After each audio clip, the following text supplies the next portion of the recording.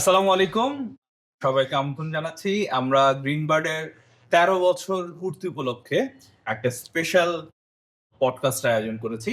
আমাদের সাধারণত পডকাস্টের বাইরে থেকে আমরা অতিথি নিয়ে আসি। কিন্তু আমাদের আজকের পডকাস্টটাতে আমরা গ্রিনবার্ডের ইন্টারনাল রিসোর্সকে নিয়ে আমরা আমাদের পডকাস্টটা সাজিয়েছি। আজকে আমরা আমাদের গ্রিনবার্ডের ৩ টে ডিপার্টমেন্টের ৩ জন রিপ্রেজেন্টেটিভ ডিপার্টমেন্টাল হেডকে নিয়ে আমরা আজকের পডকাস্টে আলোচনা করার চেষ্টা করব। এই ১৩ বছর পূর্তিতে আমাদের গ্রিনবার্ডের বর্তমানে আমরা কিভাবে আমাদের যেই মেইন অপারেশনাল কার্যক্রম অর্থাৎ আমাদের যে সার্ভিসের যে অংশটা রয়েছে সেটা কিভাবে কাজ করছে, আমাদের এই সার্ভিস প্রদানের ক্ষেত্রে আমরা এবছর বেশ কিছু নতুন জিনিস ইন্ট্রোডিউস করার চেষ্টা করেছি। সেগুলো আমরা কিরকম মার্কেট রেসপন্স পাচ্ছি এবং আমাদের সামনের দিকে ভবিষ্যৎ পরিকল্পনাটা কি সেটা নিয়ে।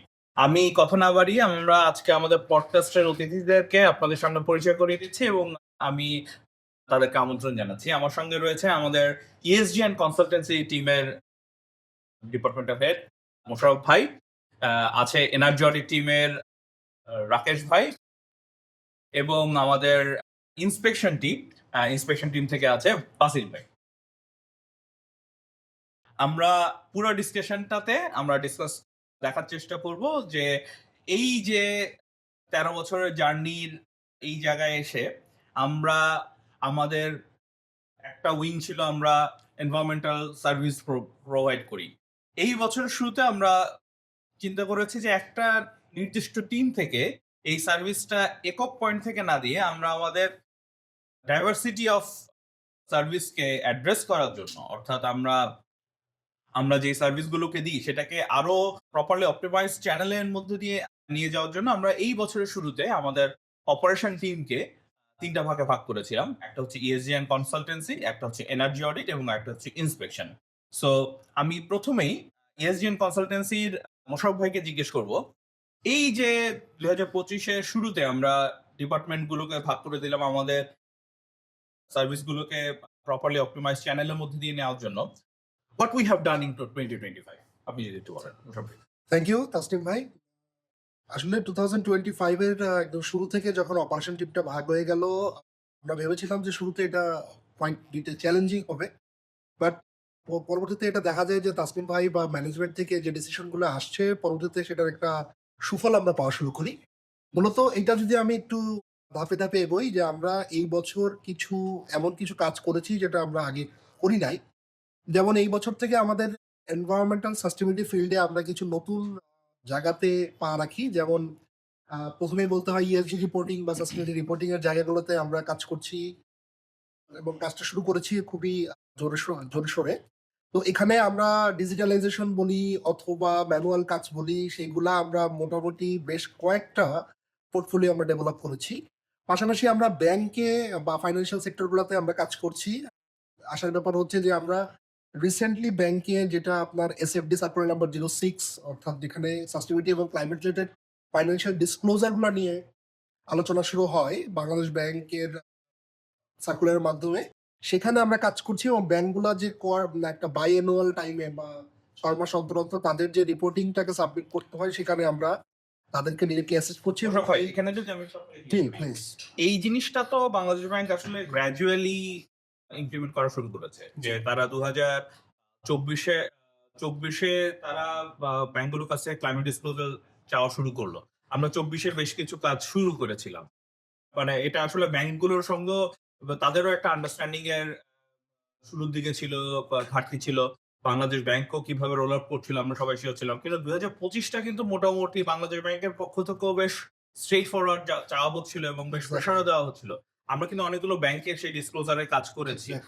অন টপ অফ দ্যাট ব্যাংকগুলো আপনি হয়তো রিকল করতে পারবেন যে এই সার্কুলার একটা মূল উদ্দেশ্য ছিল যে IFRS এর এগেইনস্ট ডিসক্লোজার যেন আমরা ২০২৭ সালের মধ্যে শুরু করতে পারি। আমরা কিন্তু অলরেডি IFRS কে ফলো করে একটা কমপ্লিট ডিসক্লোজার করে দিয়েছি একটা ব্যাংকের জন্য এবং আরেকটা ব্যাংক অলরেডি আমরা কাজ করছি। সো এই ফাইন্যান্সিয়াল সেক্টরের এই চেঞ্জটাকে আপনি কিভাবে দেখছেন? প্রথমত এই যে ক্লাইমেট ডিসক্লোজারে এবং এই চেঞ্জ গুলোতে আমরা গ্রিনবার্ড কিভাবে সার্ভিস প্রোভাইড করছি গত 1 বছর। জি, থ্যাংক ইউ। আসলে ২০২০ সালে বাংলাদেশ ব্যাংক যখন সাস্টেইনেবল ফাইন্যান্স পলিসিটাকে বা প্রত্যেকটা ব্যাংকের জন্য ম্যান্ডেট করে দেয় বা প্রত্যেকটা ব্যাংক যখন সাস্টেইনেবল ফাইন্যান্স সেক্টরগুলোতে তাদের পদচারণাগুলোকে স্ট্রং করে ফেলে, তখন থেকেই ব্যাংকগুলা কিন্তু তাদের সাস্টেইনেবিলিটি ডিপার্টমেন্ট আকারে, যেমন আমরা অন্যান্য ম্যানুফ্যাকচারিং এর সাস্টেইনেবল ডিপার্টমেন্ট বলি, ব্যাংকগুলা তাদের সাস্টেইনেবল ফাইন্যান্স ডিপার্টমেন্টটাকে তারা খুব স্ট্রং করে এবং সেটারই ধাপে, ধাপে আজকের রেজাল্টটা হচ্ছে যে বাংলাদেশ ব্যাংক এমন একটা স্টেপ নিয়েছে যে ব্যাংকগুলাকে তাদের সাস্টেইনেবিলিটি ডিসক্লোজার গুলাকে পাবলিক করতে হবে। যেটা এতদিন তারা অ্যানুয়াল রিপোর্টের মাধ্যমে করে আসতো। বাট অ্যানুয়াল রিপোর্টের একটা রিফ্লেকশন যেটা আসতো সেটা খুবই সংক্ষিপ্ত আকারে। তো আপনি যেটা বলেছেন এটা এক্সাক্টলি ঠিক। আমরা বিভিন্ন ব্যাংকগুলার আমরা একটা ব্যাংকের ফুল ডিসক্লোজার করেছি, আরেকটা ব্যাংকের কাজ করছি। তবে IFRS is a quite bit challenging. আমি আপনাকে এটা বলব। কারণ এতদিন ধরে যেটা ওয়েল এস্টাবলিশ জিআরআই বলেন বা ইএসআরএস বলেন, এই স্ট্যান্ডার্ড গুলা যতটা ওয়েল স্ট্রাকচার্ড, আইএফআরএস কিন্তু bit confusing for all types of financial institution also. But আপনি যদি একটু খেয়াল করেন যে বাংলাদেশ ব্যাংকের সাথেও যখন আমরা কথা বলেছি বা বাংলাদেশ ব্যাংকের কাছ থেকেও যখন এই রিফ্লেকশনটা আসছে, তাদেরও কিন্তু আইএফআরএস সম্পর্কে ধারণাটা পরিষ্কার ছিল না। তো এই ক্ষেত্রে কিছু রোল মডেল, আমি যদি ব্যাংক অফ আমেরিকা বা ব্যাংক অফ কানাডা বা ব্যাংক অফ অস্ট্রেলিয়া বেশ কয়েকটা রিপোর্টিং স্ট্রাকচারটা ফলো করে, ইভেন আমরা ইন্টারন্যাশনাল বিভিন্ন মডেল ফলো করে পিক্যাফ মেথোডোলজির কথা স্পেশালি বলতে হয়। তারপরে জিম মডেল, যেটা টুলসটা বেশ ওয়াইডলি অ্যাকসেপ্টেড। এই জিনিসগুলা নিয়ে আমরা কাজ করা শুরু করেছি ২০২৫ সাল থেকে। এবং আইএফআরএসটা ২০২৭ সালে যেটা ম্যান্ডেটরি হবে, সেগুলা যদি ব্যাংক যদি এখন থেকেই শুরু না করে, ব্যাংকগুলা কিন্তু ২৭ সালে ওটা কোপ আপ করতে পারবে না। এবং এই ক্ষেত্রেই গ্রিনবার্ডের একটা সফলতার জায়গা হচ্ছে গ্রিনবার্ড ব্যাংকগুলাকে আসলে আইএফআরএস এর আন্ডারস্ট্যান্ডিংটা ধীরে, ধীরে দেওয়ার চেষ্টা করছে। আমাদের কাজ শুধুমাত্র তাদের রিপোর্টিং টেমপ্লেটটা বানায় দেওয়া না। আমরা এটাই বলছি যে আপনাদের বায়ানুয়াল রিপোর্টিং স্ট্রাকচারটা দেওয়াটাই আমাদের মূল উদ্দেশ্য না। আমাদের উদ্দেশ্য আপনি যেন পাবলিকলি আপনাদের সার্টিফিকেট ডিসক্লোজার গুলোকে ডিসক্লোজ করতে পারেন এবং এই ক্ষেত্রে গ্রিনবার্ড আপনাকে সকল এখন পর্যন্ত তো সম্ভবত 13টা ব্যাংকের সঙ্গে আমরা ডিসক্লোজার নিয়ে জি। কাজ করেছি, 2টা ব্যাংকের আইএফআরএস ডিসক্লোজার নিয়ে কাজ করেছি, 13টা ব্যাংকে আমরা ট্রেনিং প্রোভাইড করেছি জি। এবং বেশ কিছু ব্যাংকের পার্সোনালদেরকে এই ডিসক্লোজারের ব্যাপারে আমরা আমরা জানি। ট্রেনিং করেছি। আমাদের ইএসডি এন্ড কনসালটেন্সি টিমের আরেকটা বড় কাজ হয় হচ্ছে গিয়ে ওয়ার্ল্ড ব্যাংক, আইএমএফ, কেএফডব্লিউ এদের রিকোয়ারমেন্টের সঙ্গে মিল রেখে এনভায়রনমেন্ট সোশ্যাল ইমপ্যাক্ট জি, অ্যাসেসমেন্ট করা। জি। সো এই বছর আমরা এনভায়রনমেন্ট সোশ্যাল ইমপ্যাক্ট অ্যাসেসমেন্ট কি কাজ করেছি বা কি পরিমাণ কাজ করেছি? আমরা আমরা বেশ কয়েকটা কাজই করেছি। আপনাকে ধন্যবাদ এই প্রসঙ্গটা ওঠানোর জন্য। কারণ ওয়ার্ল্ড ব্যাংক বা এডিবি বা জাইকা, কেএফডব্লিউ, আপনি যেই প্রতিষ্ঠানগুলোর কথাই বলে না থাকেন, তাদের রিকোয়ারমেন্ট গুলো টু সাম এক্সটেন্ট খুব স্ট্রিনজেন্ট এবং তারা যখন লোকাল কিছু ফাইন্যান্সিয়াল ইনস্টিটিউশন, যেমন আমরা বেশ কয়েকটা প্রতিষ্ঠানের নাম যদি বলতেই হয়, এখানে ইটকল, বিএফএফএল, আমরা এদের সাথে কাজ করছি দীর্ঘদিন ধরে। এবং এইবার আমরা যেমন গত কয়েকদিন আগে হবিগঞ্জের বড় একটা প্ল্যান্টের কাজ করেছি, এসআই ফরেস্টের কাজ করেছি। এরপরে আমরা জ্যান ফুটওয়্যারের কাজ করছি। এরকম বেশ কয়েকটা প্রতিষ্ঠান হ্যান্ডব্যাগের কাজ করছি। তো এই রিপোর্টগুলোর কথা না বললেই নয়, বিকজ এবং আরেকটা মজার ব্যাপার ছিল যে আমরা কিন্তু খুব ক্রিটিক্যাল বেশ কিছু কাজ করেছি। যেমন একটা প্রায় ৩০০ মেগাওয়াটের সোলার পাওয়ার প্ল্যান্ট যেটা হচ্ছে হাওড় অঞ্চলের পাশে। এক্সাক্টলি একটা বাংলাদেশের মনে হয় সবচেয়ে বড় উইন্ড টারবাইন প্ল্যান্ট যেটা এটা কক্সবাজারে। খুব নতুন একটা অভিজ্ঞতা আমাদের জন্য ছিল। এটা আপনি থ্যাংক ইউ। এটা বেশ ইন্টারেস্টিং একটা ফ্যাক্টর। কারণ আমরা কক্সবাজারে এই উইন্ড পাওয়ার প্ল্যান্টটার যে প্রসঙ্গটা, এটা কিন্তু বাংলাদেশের রিনিউয়েবল সেক্টরে কিন্তু একটা নতুন সংযোজন। সোলার নিয়ে কম বেশি আমরা সবাই জানি, কিন্তু উইন্ড যে বাংলাদেশে কতটা ফিজিবল বা কতটা চ্যালেঞ্জিং, এটা আসলে আলোচনা সাপেক্ষ ব্যাপার। তো আমরা এটা সরজমিনে প্রত্যক্ষ করতে পেরেছি। আমরা ওখানে গিয়েছি, আমরা ওখানে পিআইইউ যারা আছে, অর্থাৎ প্রজেক্ট ইমপ্লিমেন্টেশন ইউনিট, তাদের সাথে কথা বলেছি, ফান্ডিং এজেন্সির সাথে কথা বলেছি এবং আমাদের সাথে ইভেন ইটকল রিপ্রেজেন্টেটিভরাও ছিল। তো সেখানে আমরা গিয়ে দেখেছি যে wind power plant definitely feasible এবং আমাদেরকে মনে হয়েছে যে আমরা টু সাম এক্সটেন্ট এই রিসোর্সটাকে খুব মতো ইউটিলাইজ করতে এটা পারি। তারা করতে পারে নাই, বাট আমরা তাদেরকে কিছু স্পেসিফিক রেকমেন্ডেশন দিয়ে আসছি এবং আমাদের মনে হয় যে ওই রেকমেন্ডেশন গুলো ফলো করে তারা এই জিনিসগুলোকে আরো ইমপ্রুভ করতে পারবে। এবং তারা আমাদের কাছে এটা আশাবাদ ব্যক্ত করেছে, আপনি শুনলে অবাক হবেন, তারা আশাবাদ ব্যক্ত করেছে যে আমরা আরো একটা উইন্ড পাওয়ার প্ল্যান্ট হয়তো করতে পারি। তো এটা খুবই মজার একটা অভিজ্ঞতা। আরেকটা যেটা হয় সেটা হচ্ছে যে আমাদের ডেভেলপমেন্ট পার্টনারদের সঙ্গে যে কাজগুলো হয় সেটাও ইএসডি কনসালটেন্সি টিম মূলত টেক কেয়ার করে, যেটা ইএসডি এনভায়রনমেন্ট বা সাস্টেইনেবিলিটি রিলেটেড। এই বছর আমরা একটা বড় কাজ শেষ করেছি, সেটা হচ্ছে প্র্যাকটিক্যাল অ্যাকশনের সঙ্গে সাস্টেনেবল ফাইন্যান্স ওয়েস্ট ম্যানেজমেন্ট সেক্টরে, এবং আমরা সুইস কন্ট্রাক্টের সঙ্গে একটা কাজ শেষ করেছিলাম বছরের শুরুর দিকে। আমরা বছরের শেষ দিকে এসে সুইস কন্ট্রাক্টের সঙ্গে আরেকটা কাজ শেষ করছি, সম্ভবত ওয়েস্ট ম্যানেজমেন্ট। জি।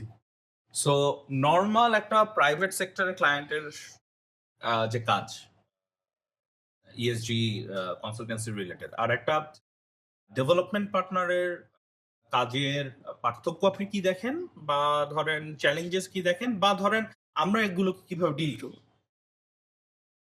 আসলে একটু চ্যালেঞ্জ তো থাকেই।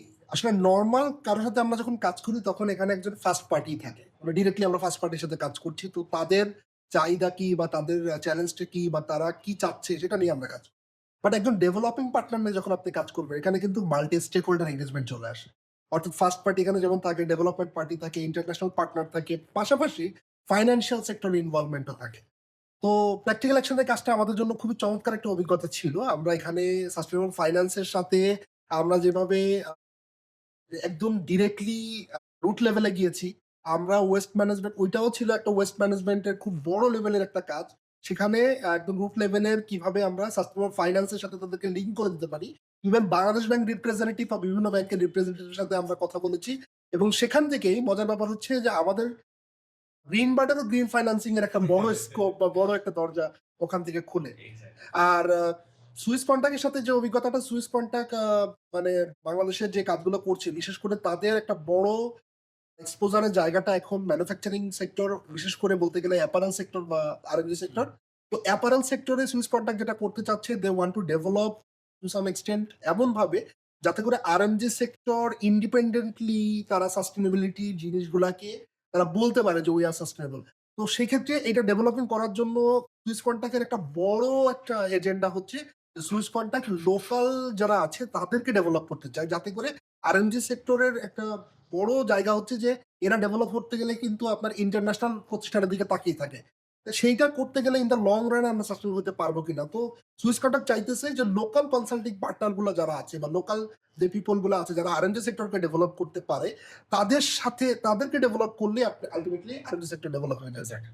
সো মোশাররফ ভাইয়ের সঙ্গে আমরা এসডিএন কনসালটেন্সি ডিপার্টমেন্টের এই বছরের কাজ নিয়ে শুনলাম, এবং আমাদের সঙ্গে এই বছর রাকেশ ভাই, আমাদের এনার্জি অডিট টিমটাকে আমরা কিন্তু এই বছর একদম পুরো ভেঙে নতুন করে সাজাইছি, এবং এর উদ্দেশ্যই ছিল হচ্ছে যে আমরা আসলে দেখতে পাচ্ছিলাম যে এনার্জি অডিটের যে ক্রমবর্ধমান যে রিকোয়ারমেন্ট, এবং এটার একটা কারণও আছে যে আমরা এনার্জি ক্রাইসিসের দিকে আগাচ্ছি, শর্টেজ হবে, প্রাইস বাড়বে, এবং আমাদের এনার্জির সঙ্গে রিলেটেড কার্বন ফুটপ্রিন্ট রিডাকশনেরও একটা রিকোয়ারমেন্ট তৈরি হবে। সো সেই কারণে আমাদের এবছর উদ্দেশ্য ছিল যে আমরা এনার্জি অডিট টিমটাকে সম্পূর্ণ, আগে যেটা অপারেশন টিমের পার্ট ছিল সেটাকে আলাদা করে সম্পূর্ণ একটা নতুনভাবে টিম করা। আপনি আপনার এই বছরের এনার্জি অডিট টিমের এক্সপিরিয়েন্স বলেন। অবশ্যই আমরা যে ন্যাশনাল এবং ইন্টারন্যাশনাল স্কেলে কাজ করছি এনার্জি অডিট টিমে, সেটাও যদি একটু ফোকাস করি 2025 সালে। বেসিক্যালি হচ্ছে যে এনার্জি মানে রিডাকশনটা খুবই জরুরি, কারণ হচ্ছে এনার্জির সাথে আমরা যতই সাস্টেনেবিলিটি বলি বা যত কিছু বলি, এটার মেন রুট কিন্তু হচ্ছে এনার্জি। তো এনার্জি যদি রিডাকশন না হয় তাহলে আসলে সাস্টেনেবিলিটি গোল আসলে কোনোভাবেই পসিবল না। তো বেসিক্যালি এই উদ্দেশ্য নিয়েই হচ্ছে আমরা কাজ করছি। তো এখন আমরা হচ্ছে যে বর্তমানে বাংলাদেশে অনেকগুলো এনার্জি অডিটের কাজ এই পর্যন্ত আমরা করেছি। তো এখন বাংলাদেশে কাজ করতে গিয়ে আমরা দেখেছি যে এখানে শুধু যে ইনভেস্ট করে আসলে যে এনার্জি সেভিংস করতে হবে, নট লাইক দ্যাট।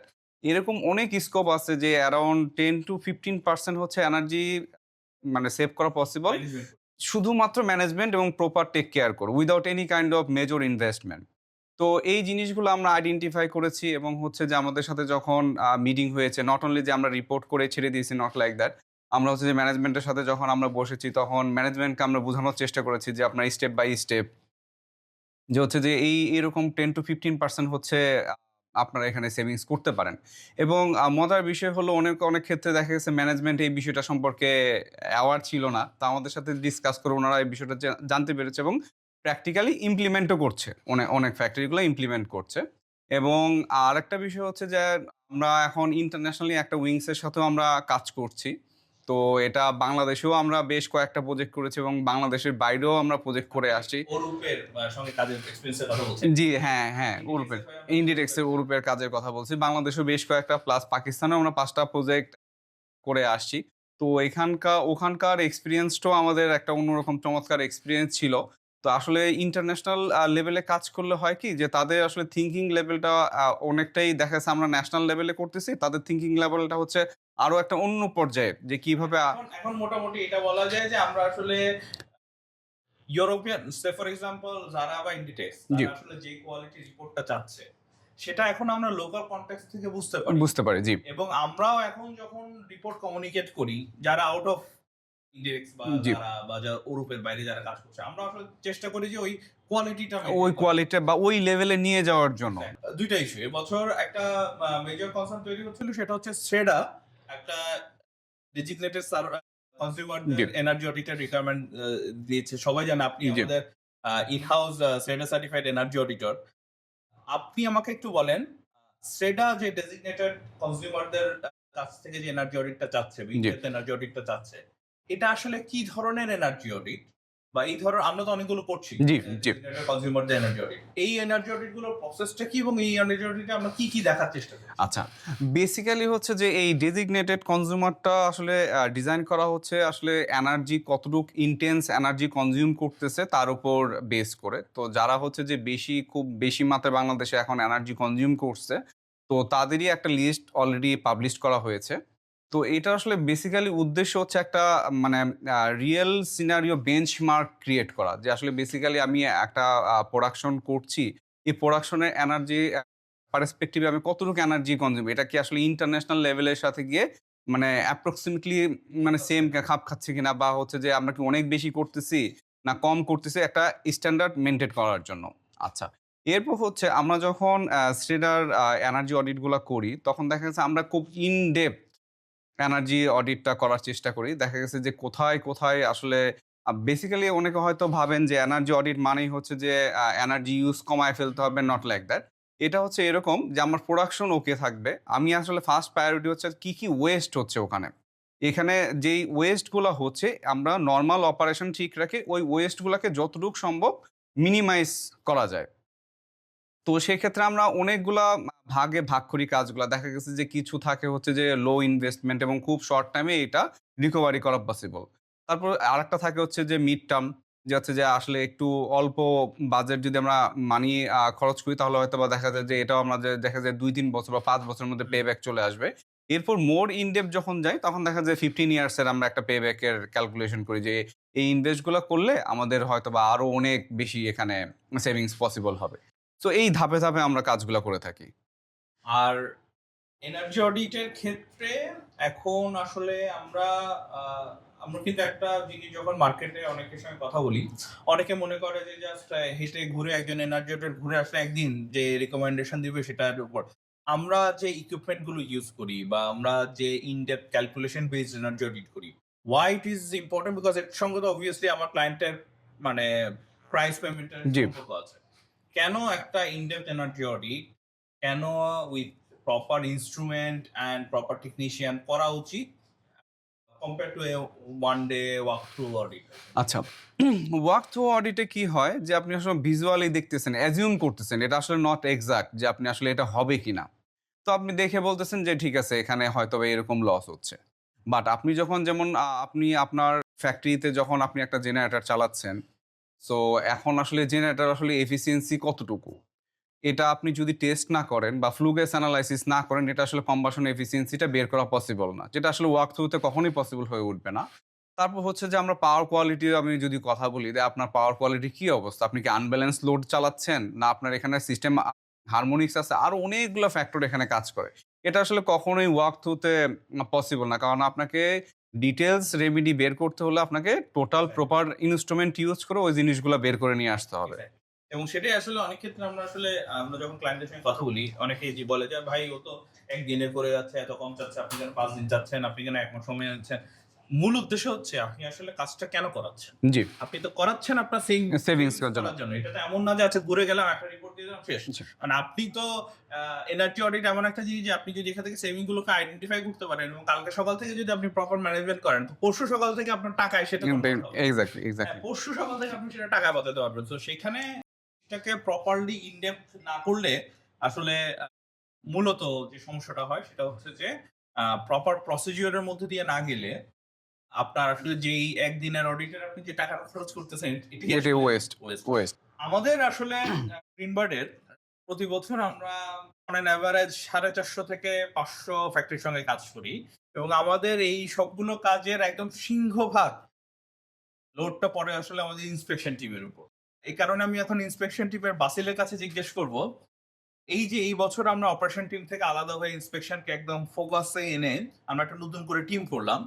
এই টিমটা করার ফলে নতুন অপারেশন রিলেটেড সার্ভিসের ক্ষেত্রে কিভাবে এটা স্ট্রিমলাইন হয়েছে, আমরা 25 সালে নতুন কি কি কাজ করেছি যেটা আমাদের প্রথাগত ইন্সপেকশনের বাইরে এবং আমরা নতুন কি কি জিনিস ট্রাই করেছি এই ইন্সপেকশন টিমে এই বছর।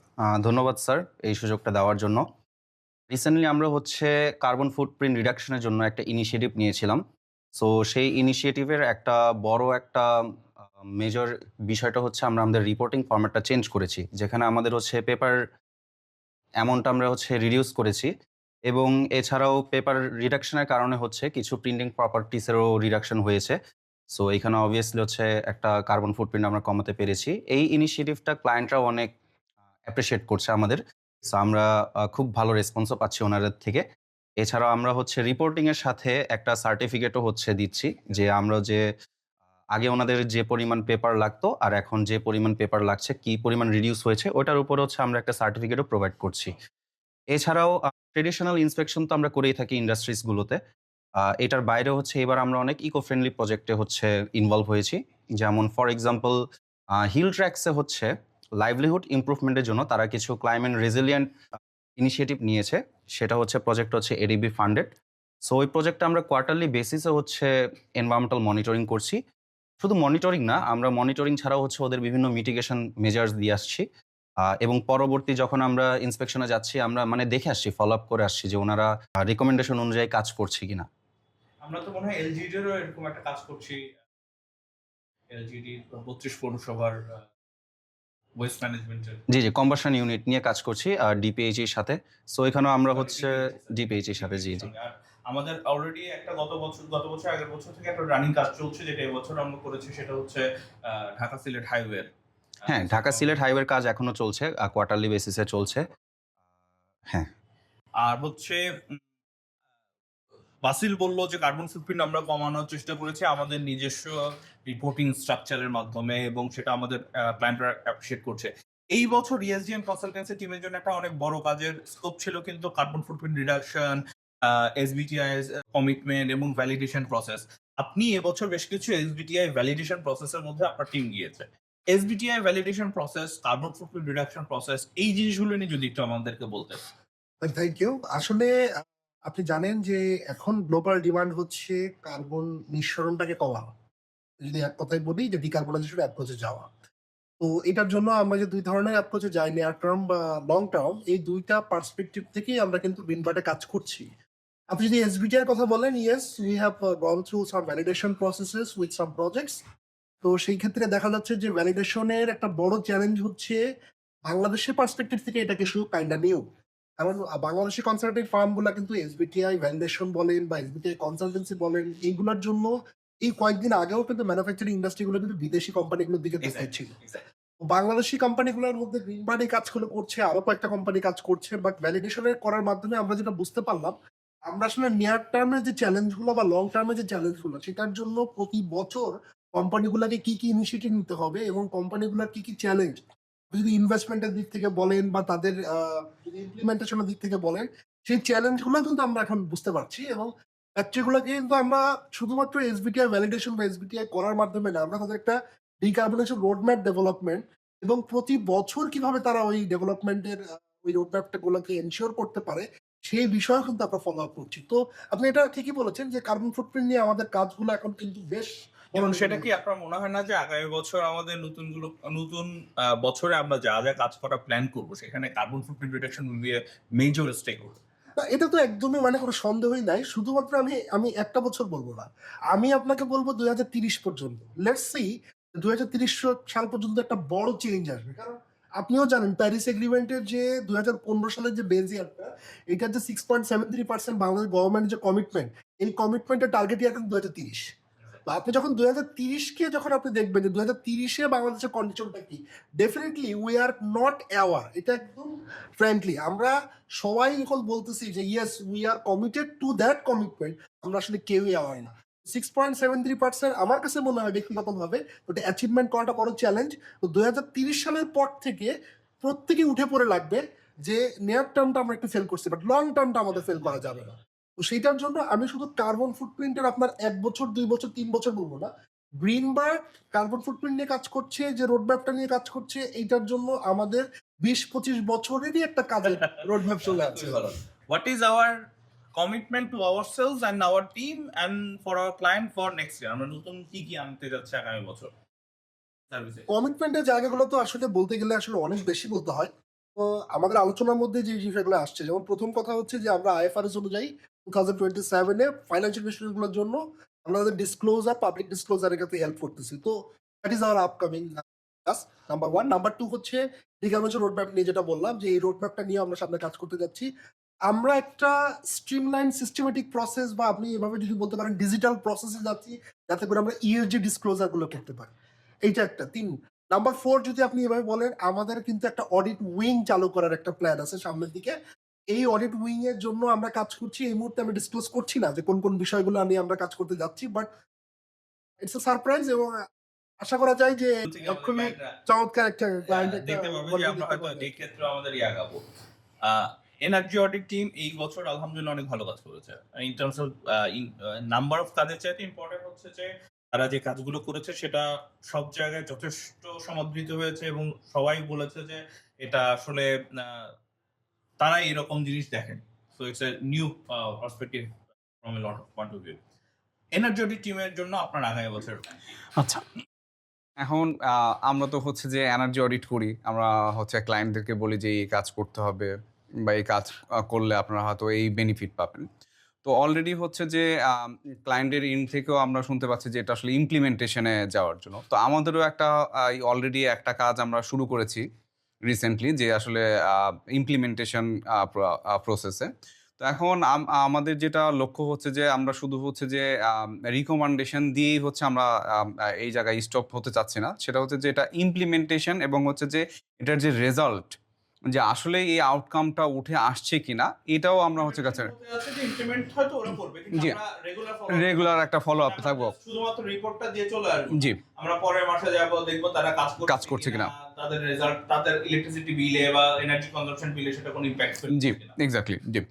তো এই কাজগুলো করব। তারপর হচ্ছে আরেকটা বিষয় হচ্ছে যে ইলেকট্রিক্যাল সেফটি অ্যাসেসমেন্টের যে বিষয়টা আছে, এই কাজটা অলরেডি আমরা শুরু করেছি, এবং এটা হচ্ছে আরো ইন ডেপথ এবং আরো মোর কাজ করার আমাদের একটা প্ল্যানিং আছে নেক্সট ইয়ার থেকে। এবং শুধু তাই না, আমরা আসলে এই বছর আমাদের ইন হাউস এনার্জি অডিট টিমের সঙ্গে আমরা মেকানিক্যাল ইঞ্জিনিয়ারদেরকে ইঞ্জিনিয়ার নিচ্ছি আমাদের টিমে, যাতে করে আমরা আরো বেশ কিছু সেফটি রিলেটেড ইন্সপেকশন কি আমরা অ্যাড করতে পারি এই টিমের সঙ্গে। হোয়াট ইজ আমাদের ইন্সপেকশন টিমের ফিউচার? আমরা এখন কি চিন্তা করতেছি, আমরা কিভাবে আরো স্ট্রিমলাইন সার্ভিস দিতে পারবো? স্যার, আমরা চিন্তা করছি যে ইন হাউস নেক্সট ইয়ারে ইন হাউস অনেকগুলো ট্রেনিং যেন আমরা আমাদের এমপ্লয়ীদের দিতে পারি নলেজ এনহ্যান্সমেন্টের জন্য, এবং ট্রেডিশনাল ইন্সপেকশন ইন্ডাস্ট্রিতে আমরা যেগুলো করি এটার ছাড়াও আমরা যেন আরও ইকো ফ্রেন্ডলি প্রজেক্টে ইনভলভ হতে পারি। সো ওইগুলোর জন্য আমাদের যেরকম নলেজ দরকার, যেরকম জ্ঞান দরকার, আমরা চেষ্টা করব আমরা ওইসব ট্রেনিংগুলো হচ্ছে বেশি বেশি ইন হাউসে করার। সো আপনারা তিনজন আসলে থ্যাংক ইউ ভেরি মাচ আপনাদেরকে সময় দেওয়ার জন্য। বেসিক্যালি আপনারাই, আমরা আসলে গ্রিনবার্ড বলতে যেটা বুঝি সেটা আসলে আপনারাই আসলে আপনাদের টিমই আসলে গ্রিনবার্ডকে রিপ্রেজেন্ট করেন মার্কেটে। কারণ ক্লায়েন্টের সঙ্গে গিয়ে যখন আপনারা আপনাদের সার্ভিসটা প্রোভাইড করেন, that actually creates the value. আজকে যখন কোনো একটা ক্লায়েন্ট আমাকে বলে, টু বি ভেরি ফ্র্যাঙ্ক, আপনারা অনেকেই বলেন যে ভাই আপনার চেয়ে কম প্রাইস আছে, কিন্তু গ্রিনবার্ডে কাজের একটা কোয়ালিটি আছে, এই জন্য আপনাকে কাজ দিতে চাই। এই যে কাজের একটা কোয়ালিটি আছে, আপনাকে কাজ দিতে চাই, এটা আসলে আপনার। So thank you very much. আপনারা আসলে খুব আমি আসলে এটা আসলে আমি বারবার বলার চেষ্টা করলেও কম হবে। আপনাদের প্রত্যেকটা টিম মেম্বার এমনও অনেক হয়েছে যে রাত 11টা পর্যন্ত থেকে কাজ উঠিয়ে দিয়েছেন, বা ক্লায়েন্টের দরকার আপনারা শুক্রবার শনিবার চিন্তা করেন না। আমি মনে হয় রাকেশ ভাই এবছর আমার এই অত্যাচারের সবচেয়ে বেশি শিকার হয়েছেন যে ক্লায়েন্টের দরকার আছে, কোনো টাইম হাতে নাই রিপোর্ট সাবমিশনের জন্য, ওনাদের উপর রেলগাড়ি চালানো হয়েছে। ইন্সপেকশন টিম এটাতে মোটামুটি অভ্যস্ত হয়ে গেছে যে এটাই তারা নর্মস হিসেবে ধরে নেয়। ইএসজিএন কনসালটেন্সি টিমের ক্ষেত্রে আমরা দেখেছি যে এবছর অনেক ধরনের বড় বড় প্রেশার এসেছে, এবং খুব ক্রিটিক্যাল বেশ কিছু কাজ এসেছে, নতুন নতুন কাজ এসেছে যেগুলো আমরা ডেলিভার করার চেষ্টা করেছি আমাদের ক্লায়েন্টদের জন্য। সো আপনাদের কে অনেক ধন্যবাদ। এই 13 বছরের জার্নিটা আসলে পসিবল হয়েছে আপনাদের কাজের জন্য, এবং আপনারা এই বছর খুব সুনামের সঙ্গে কাজ করেছেন, এবং আমরা আশা করি আপনারা সবসময় যেভাবে গ্রিনবার্ডের সঙ্গে গ্রিনবার্ডের ব্র্যান্ড ভ্যালুকে আপহোল্ড করার জন্য কাজ করে থাকেন, আপনারা আগামী বছর 2026 সালে আমাদের ক্লায়েন্টদেরকে সার্ভিস দিবেন, এবং আমরা নতুন নতুন যে সার্ভিসগুলোকে ইন্ট্রোডিউস করব সেটা আসলে আমরা আশা করি যে আমাদের ক্লায়েন্টদের যে বেসিক পেইন পয়েন্টগুলো সেগুলোকে সলভ করতে পারবে। আপনাদের সবাইকে ধন্যবাদ পডকাস্টে পার্টিসিপেট করার জন্য, এবং যারা এতক্ষণ কষ্ট করে সময় নিয়ে পডকাস্ট শুনলেন তাদেরকেও ধন্যবাদ। Thank you very much. Thank you.